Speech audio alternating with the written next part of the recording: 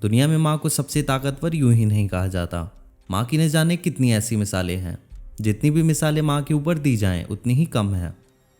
दरअसल एक माँ ने अपने बेटे को बस थप्पड़ मारते मारते जिस जगह पर उसका घर था वहां से लेकर थाने तक की दूरी लगभग 500 मीटर के आसपास थी और 500 मीटर तक एक माँ अपने बेटे को पीटते हुए चली जाती है। और ये दृश्य, ये नज़ारा हजारों लोग देख रहे थे।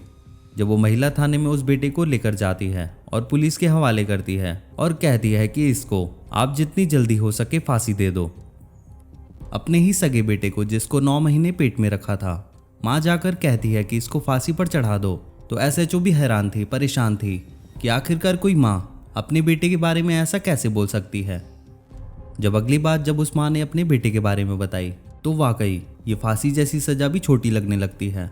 ऐसा लगता है कि इससे बड़ी भी कोई सजा हो तो वो भी दे देनी चाहिए। नमस्कार दोस्तों, मैं हूं दिनेश और आपका बहुत बहुत स्वागत है क्राइम मिस्ट्री चैनल पर। हम कहानी शुरू करें उससे पहले अगर आपने इस चैनल को सब्सक्राइब नहीं किया है तो जल्दी से इस चैनल को सब्सक्राइब कर लीजिए और नोटिफिकेशन बेल भी जरूर ऑन कीजिएगा, जिससे लेटेस्ट वीडियोस की नोटिफिकेशन आप तक पहुंचे सबसे पहले। तो आइए देखते हैं इस पूरी घटना को। आज की जो सच्ची घटना मैं आपको सुनाने जा रहा हूँ, ये सच्ची घटना है झारखंड प्रदेश की। झारखंड प्रदेश का एक जिला है लोहरदगा।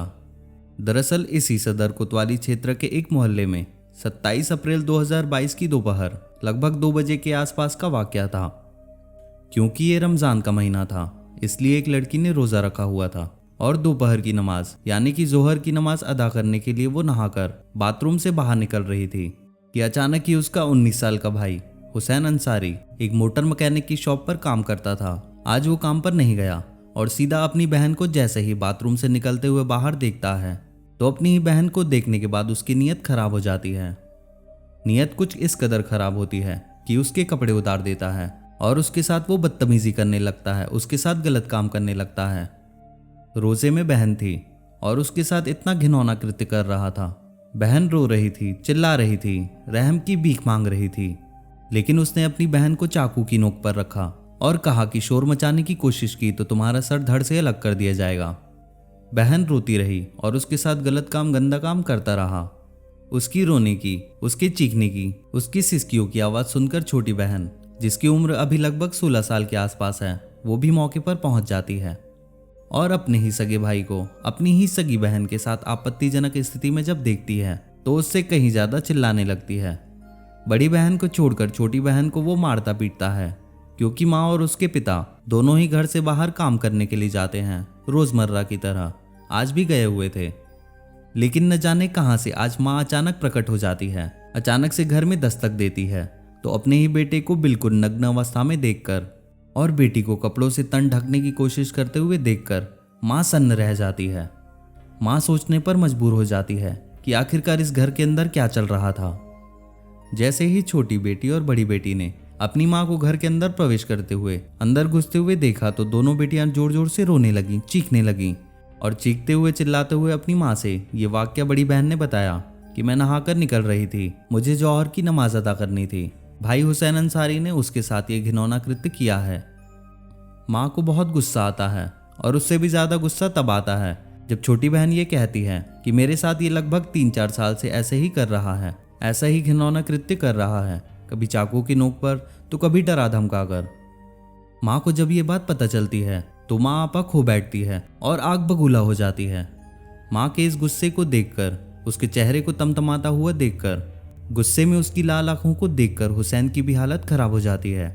माँ ने उसको पीटना शुरू कर दिया और उसको पीटते पीटते वो महिला थाने तक लेकर जाती है और उस थाने तक जब वो पहुंचती है तो लगभग 500 मीटर से ज़्यादा या उससे ज़्यादा की दूरी थी। घर से निकलने से लेकर थाने तक जब वो अपने बेटे को पीटती है तो ये दृश्य सैकड़ों लोग देख रहे थे। अपने ही हाथों से अपने ही बेटे को पीट रही थी और ये दृश्य देखकर सब लोग हैरान थे, परेशान थे कि ये औरत इस लड़के को क्यों पीट रही है, जिसकी उम्र 19 साल के आसपास है। उसकी बड़ी बेटी 17 साल की, छोटी बेटी 16 साल की। छोटी बेटी के साथ कई साल तक ऐसा घिनौना कृत्य किया था, बड़ी बेटी के साथ पहली बार उसने किया था। और जब माँ ने उसको बचाने की कोशिश की थी, माँ जब अचानक घर में आती है तो माँ पर भी उसने हमला किया था। कहता है कि मैं तुम्हें भी नहीं छोड़ूंगा, लेकिन माँ तो माँ होती है, माँ ने उसको बिल्कुल नहीं छोड़ा। उसको पकड़कर उसको पीटते पीटते थाने में हाजिर कर दिया और एसएचओ जोसफीना उनके पास जाकर कहती है कि इसके खिलाफ जितनी भी गंभीर से गंभीर धाराएं हो सकती हैं आपके पास, उसमें मुकदमा दर्ज कर लीजिए। इसको कम से कम समय में आप फांसी के फंदे पर चढ़ा दीजिए। जब पूरी बात एसएचओ को बताई जाती है तो एसएचओ के दिमाग में सिर्फ एक ही बात आती है कि फांसी से बढ़कर तो कोई सज़ा नहीं हो सकती, लेकिन इसके लिए फांसी की सज़ा भी छोटी पड़ जाएगी। इससे कोई बड़ी सज़ा है ही नहीं हिंदुस्तान के अंदर। अगर होती तो शायद उसको वही होनी चाहिए जिसने अपनी सगी बहनों को नहीं छोड़ा और अपनी माँ को भी नहीं बख्शा। अपनी माँ पर भी उसने गंदी नीयत से, बुरी नीयत से उसको पकड़ लिया था, दबोच लिया था। और शायद छोटी बेटी उसको पहली बार में अपनी माँ से शिकायत करती तो छोटी बेटी इतने दिनों तक ये सब सहन नहीं करती और बड़ी बेटी के साथ ऐसा घिनौना कृत्य नहीं होता और माँ को वो इस गंदी नज़र से कभी नहीं देख पाता। हालांकि फिलहाल पुलिस ने उसके खिलाफ मुकदमा दर्ज कर लिया है। उसके मेडिकल चेकअप के बाद उसको जेल भी भेज दिया है। पुलिस की कोशिश है कि कम से कम समय में उसके विरुद्ध चार्जशीट लगाई जाए और आरोपी को कम से कम समय में कोर्ट से सजा दिलाकर समाज को एक संदेश दिया जाए कि ऐसे आरोपियों की समाज में रहने की कोई जरूरत नहीं है। ऐसे आरोपियों को या तो सलाखों के अंदर रखा जाए या फिर उन्हें फांसी के फंदे पर चढ़ा दिया जाए।